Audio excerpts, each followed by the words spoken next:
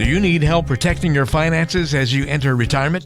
David Dickens of KC Financial Advisors has got you covered. Welcome to the Cover Your Assets KC podcast.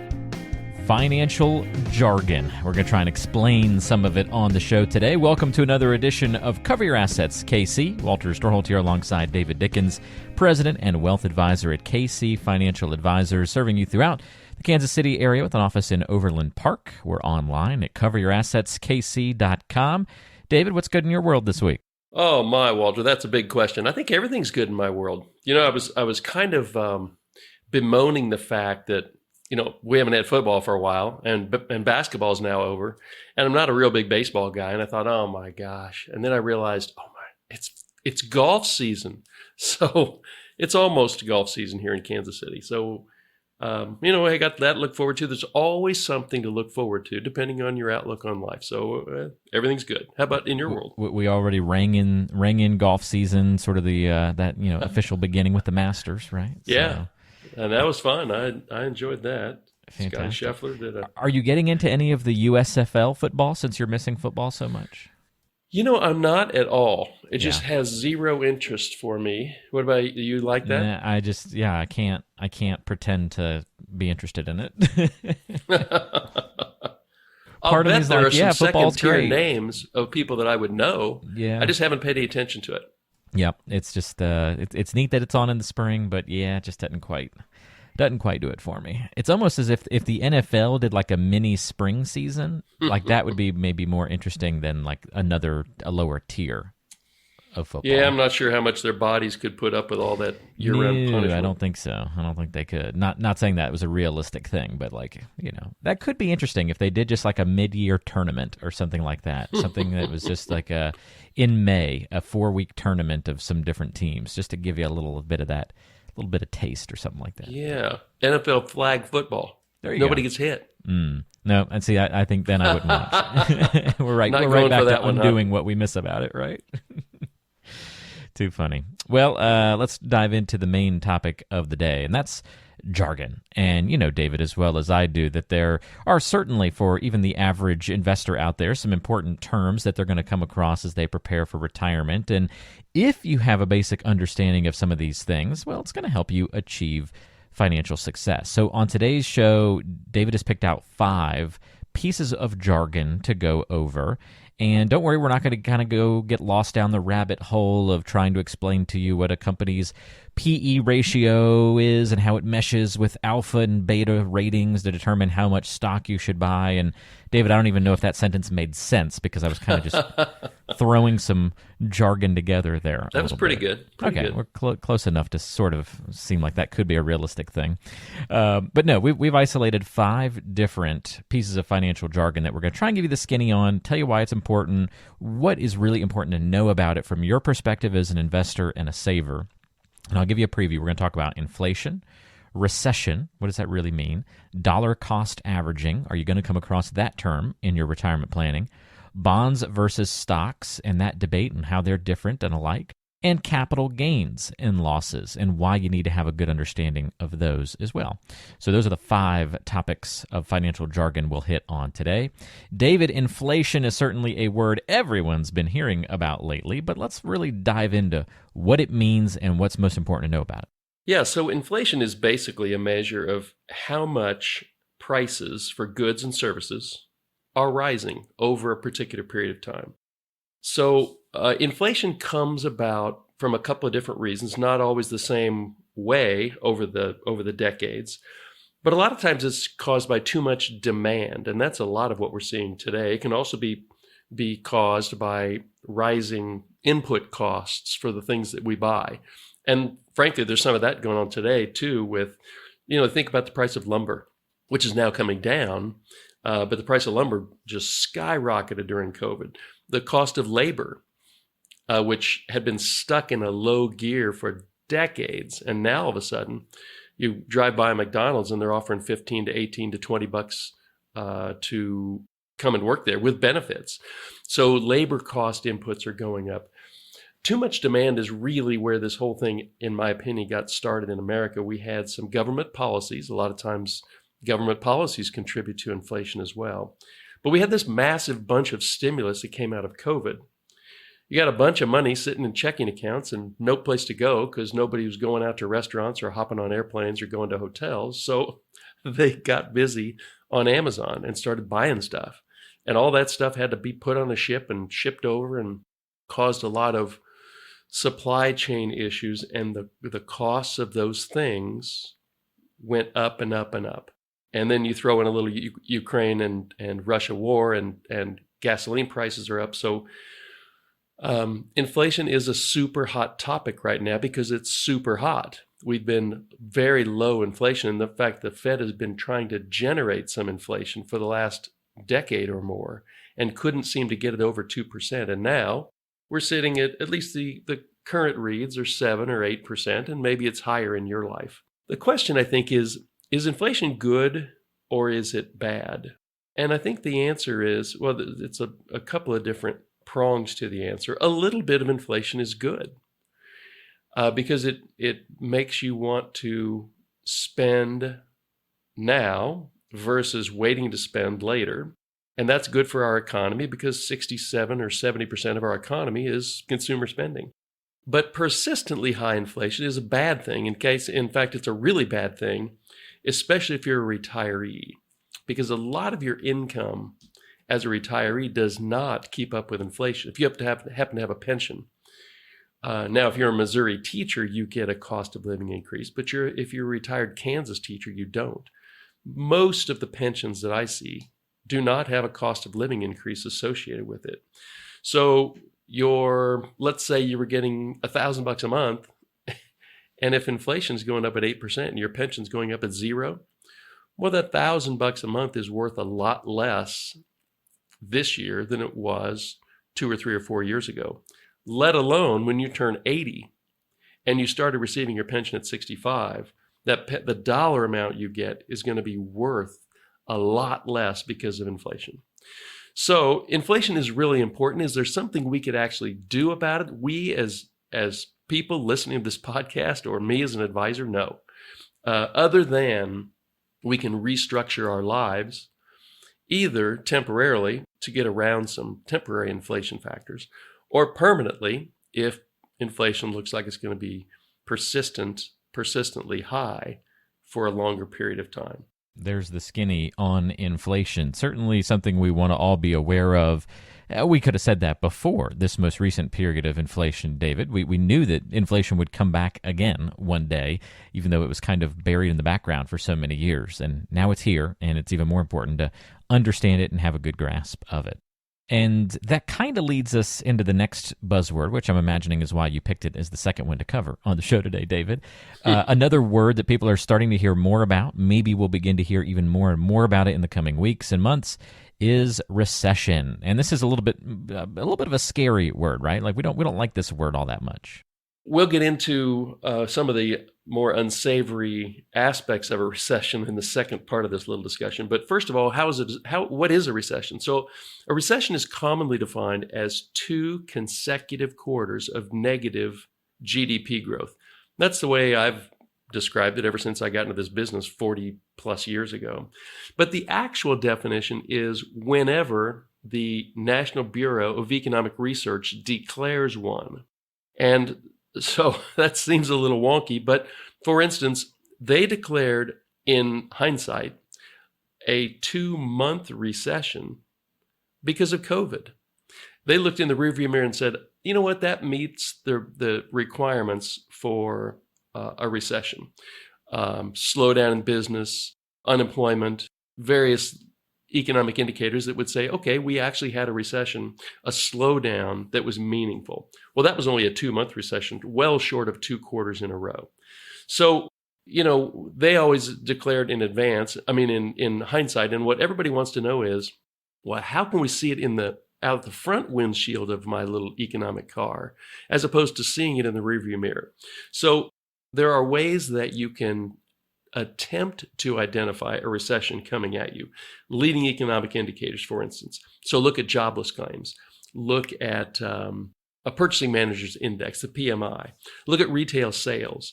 Those are the yield curve is a much talked about, but not an awesome indicator of a recession being imminent, but it is associated, an inverted yield curve is associated with a recession.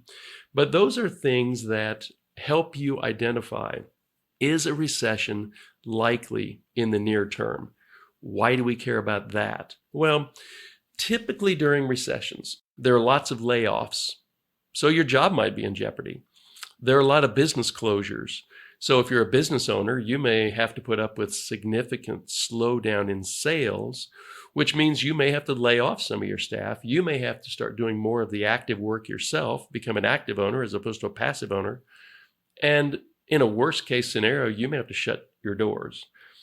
So those kinds of economic slowdowns can have a significant impact on workers and business owners. And then as portfolio managers, as you're a do-it-yourselfer or you have somebody else managing your money, the average downturn of the stock market during a recession over the last 100 years is about 35%. So, nobody really wants to have a big ice cream scoop taken out of their portfolio of 35%. Your $1 million portfolio drops by $350,000. So that's not an end of the world thing if you're 45 and still 20 years away from retirement. But if you're 70 and you need that money for retirement, it can be a big thing. So I think that's why the recession outlook is important, and it's important to be prepared for when the next recession comes. Not that you can do anything about stalling it off, but it might help you more mentally prepare as your portfolio is falling in value. Or if your indicators are good enough and you have enough confidence in them, then maybe you make some changes early on during that slide into recession, so the impact on you is less and you don't make silly emotional decisions near the bottom of a major downturn. My ears really perked up when you started talking about ice cream scoops there, David, but not ice cream scoops out of our portfolio. No, you don't want to have one of those big scoops come out of your portfolio, that's for sure. No, not at all. Good breakdown, though, of recession. And you can see when the concerns about inflation and then recession sort of merge, big worries start popping up for folks. And again, we're going to circle back to this as we kind of go through some of these other pieces of financial jargon on today's show as well. By the way, if you have any questions for David, you want to talk about something that you hear on the show, really easy to reach out. You can give him a call anytime at 913-317-1414. You can even ask about setting up a complete planning review, go through that CPR process to look at your finances, your financial situation, and what your retirement plan looks like and how you might want to improve it, tweak it moving forward. 913-317-1414 if you want to go through that review or just ask any questions that might be on your mind related to something that we talk about here on the show or something that you're going through. We also have resources available to you if you just check the show notes of today's show as well. You'll find links to resources, that phone number that I gave out, David's email, and of course, coveryourassetskc.com, the website to go to. So we've covered inflation and recession. What about our next piece of financial jargon here, David? Dollar cost averaging. Yeah, so this is a super good topic we have a wide variety of listeners, a bunch of people in their late 20s, 30s, and then a bunch of people that are in their 60s and 70s. And so there's a little something in this topic for both of you. If you're younger, dollar cost averaging is your friend. And so I regularly counsel my younger friends and clients with your 401k, your IRA, maybe your personal investments that you're not using to save up for a home purchase. When the market goes down, maybe because of recession that we just talked about, stock prices go down. And what you're doing by dollar cost averaging, having every 2 weeks, having money come out of your paycheck and go into your 401k or your IRA, that systematic investment, is that stock prices are coming down. You're basically buying stocks on sale.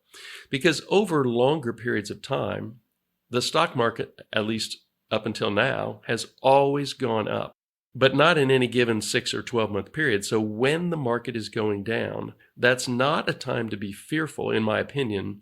When you're in your 20s, 30s, and 40s, that's a time to concentrate on your career, keep building your career, and keep stashing away money on a systematic basis. The reverse side of that is when you're retired, you actually don't benefit from dollar cost averaging. You potentially have a negative benefit from reverse dollar cost averaging. And all that means is most of my clients are consistently taking money out of their IRA rollovers to fund their living expenses. And if you don't have enough cash set aside, what you're doing when the market is going down is you're selling stock holdings in order to fund your outflows that are paying for your daily life. And so what you're doing is selling low after you had bought high. And what we're trying to do is buy low, sell high. But reverse dollar cost averaging does exactly the opposite. So the way that you avoid having the negative impacts of reverse dollar cost averaging is to make sure that you always have, let's just call it a year or two worth of really boring cash or bonds in your account, and that's what you're drawing your monthly income off of, such that when the stock market does go down 10 or 15 or 20 or 35 or 50% like it did in 2008 or 2001, when those stock prices go dramatically down, you're not chewing your fingernails off because you know you've got cash set aside that's going to fund your monthly expenses until stock prices rebound. So that's the difference. Dollar cost averaging is your friend when you're in your 20s and 30s and 40s. It's not your friend when you're in your 60s and 70s retired. Make sure that you know how it impacts your personal situation. Interesting how it has sort of that reverse relationship or benefit based on where you stand and your age and all those kinds of things. Interesting. All right, so 2 to go here, David. We've covered dollar cost averaging now, recession, inflation. Let's get into that bonds versus stocks discussion. Yeah, so I'm going to try to keep this fairly high level, not wonky, and I'm going to give you I think a real easy explanation at the end, which everybody ought to real quickly understand. But a stock is basically you're taking an ownership stake in a particular company, albeit a very small ownership stake. So let's say you buy Tesla stock. You own a little piece of that particular company. And if the company does well, well, then you do well, usually via growth in the stock price. And maybe you get a dividend, which is taxed advantageously, but maybe you're getting a quarterly dividend from that company as well. If the company does poorly, well, the dividend gets cut or goes to zero. And maybe we can all think of things like Enron or, in the past where companies went bankrupt. The first people to lose all of their money when a company goes bankrupt are the stockholders. So what about bondholders? How is that different? If you own a bond, you are basically a lender to the company. You don't own an ownership or an equity stake like a stock. You're actually a lender to that company. Company does well, you get the interest payment that they promised to you. You don't get any growth. You don't get any increasing dividends. You get the interest payment that you signed up for. Company does poorly, well, they are most likely going to keep paying that interest. They may cut the dividend rate to zero, but they're going to keep paying that interest. Why? Because if they don't, you and the other bondholders are going to push them into bankruptcy. In bankruptcy, stock owners typically end up with zero. Bondholders, depending on how bad the bankruptcy is, you may end up with 50 or 70 or 95% of your money back. And so you're in a dramatically different position, risk position, if you're a bondholder versus a stockholder. Here's kind of a quick example that everybody can relate to. If you happen to be a homeowner or you understand how home ownership works, let's just say you bought a $500,000 house. You put 20% down, so that's $100,000. And market does well. The price of your home goes up to $600,000. Now you only put $100,000 in, but now the price of your home is up by $100,000. So your $100,000 of equity has gone up to $200,000. You've doubled your money, even though your home only went up from $500,000 to $600,000. That's the beauty of leverage. But Let's say you lose your job, can't make your payment. The lender then repossesses your home, sells it for whatever they can get for it, and gives you however much is left over at the end, maybe zero out of your 100,000, or maybe more. So the important thing is that if you get yourself into a position where you are subject to fixed payments, like a bond, like a mortgage, the risk is that if you can't or stop making those payments, the person that owns your bond, that owns your mortgage, is in complete control. Whereas if you sell stock in a company and you can't pay the dividend, the dividend just doesn't get paid, and maybe the stock price goes down, but you don't lose your company in that reason. So the risk factors of being a stock owner or a stock issuer are dramatically different than being a bond issuer or a bond holder. Makes sense, and a good way to keep it high level there, David. That's definitely a good one if folks want a little bit more explanation or education about to give you a call, and that's something you can easily go over in more detail when you go through the complete planning review. Again, 913-317-1414 the number to call if you have any questions for David, or coveryourassetskc.com, the place to go online.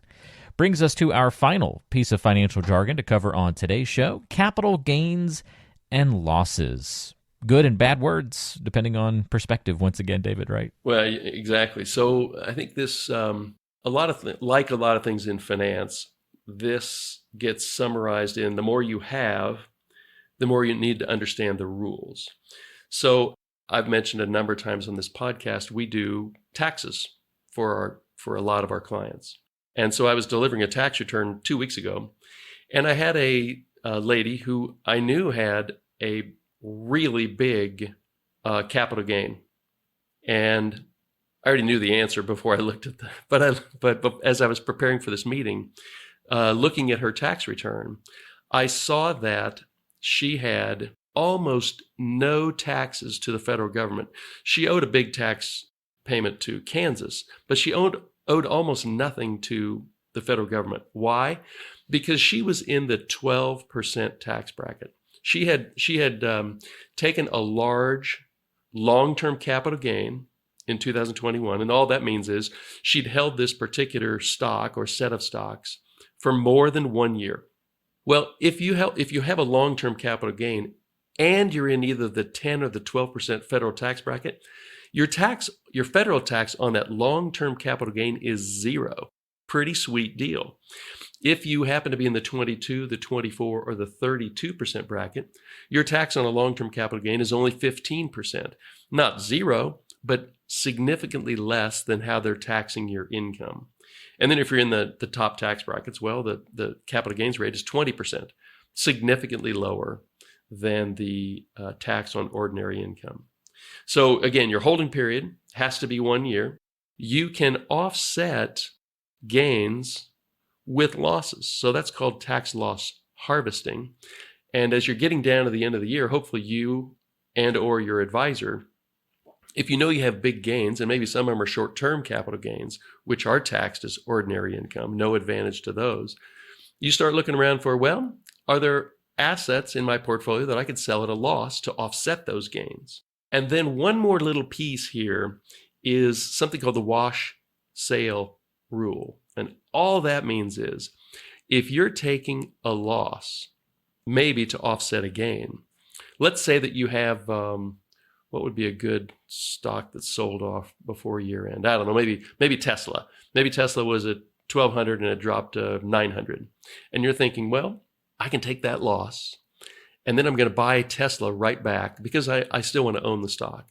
The important thing to know is that if you buy that stock back, you've sold it at a loss, and if you buy it back sooner than 30 days, the loss does not count for tax purposes. That's called the wash sale rule. The IRS says, well, if you're just taking the loss to get the offset of some gains, no, we're not going to let you do that unless you're out of that particular stock for 30 days or more. So super important to be aware of the wash sale rule.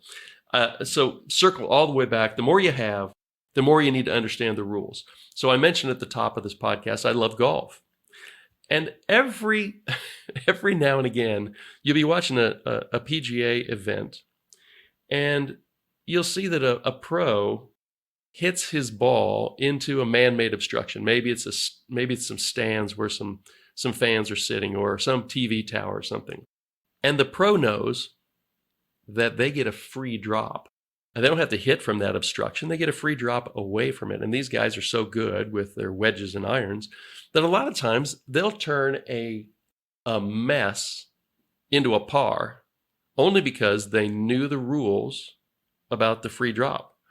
And hitting it into a man-made obstruction would be, as an amateur golfer, it oftentimes works out differently than when you're a professional. And so these guys know that by understanding the rules, they can benefit their own situation and maybe come out with a par, which keeps them in the hunt for winning the tournament. You as an investor, you as a super saver, you as a maybe retired person who's trying to manage your tax bill, it's really important to understand what some of these rules are, because it's easy to think that the rules are always bent to benefit the government, the IRS, which is not true. There are a lot of good rules out there, if you're aware of them, that could be bent to benefit you. So if you have questions on that, make sure that if you're a super do-it-yourselfer, then do a super good job of identifying how those rules might be able to help you. If you've got a professional you're working with, make sure you're asking those types of questions. And if you don't have a good professional, make sure you find one, because a lot of times you can save a lot of tax dollars by getting the right answers before you make a particular transaction. Sounds like you've hit a man-made structure or two in your time, David. Yeah, I have. Knowing the rules is super important. Yes, definitely is. Absolutely. Well, make sure that you are aware of the rules, understand these moving parts, and hopefully you learned a little something about financial jargon on today's episode. I know we went into some good detail on each of these things, and we spent some time with it because it truly is important to get a good grasp of some of these items. Again, you don't have to know alpha and beta and a lot of the buzzwords out there in order to have success with your finances and in retirement, but some of the basics, it's really helpful, at least for, at least a little bit more comfort in what's happening in the economy and in your own portfolio, if we can understand some of these basic things. And that was the mission of today's show, and I'd say mission accomplished. David, thank you to your great help and explanation. One more time, if you've got questions for David, give him a call at 913-317-1414, online at coveryourassetskc.com. Contact info and more helpful elements for you available in the show notes of today's program. David, thanks so much, and we'll look forward to chatting with you again on the next episode. Yeah, I'm cooking up an episode. I'm rereading a book that is fascinating. So if our listeners are looking for a good recommendation, The Accidental President is an awesome book about Harry Truman following up from FDR. But it got me thinking about some of my clients who were accidental retirees. And so I'm cooking up a podcast which I hope will be helpful for people in their 50s and 60s who find themselves at the end of their career before they wanted to be at the end of their career, and how they would know what their path would be going forward. So I think it's going to be a really good podcast. I like it. The Accidental Retiree. That'll be next week, next edition of Cover Your Assets KC. For David Dickens, I'm Walter Storholt. Looking forward to that one. Thanks for joining us today, and we'll see you next time on the podcast. Thanks for tuning in. Investment advisory services offered through ChangePath LLC, a registered investment advisor. ChangePath LLC and KC Financial Advisors are separate companies.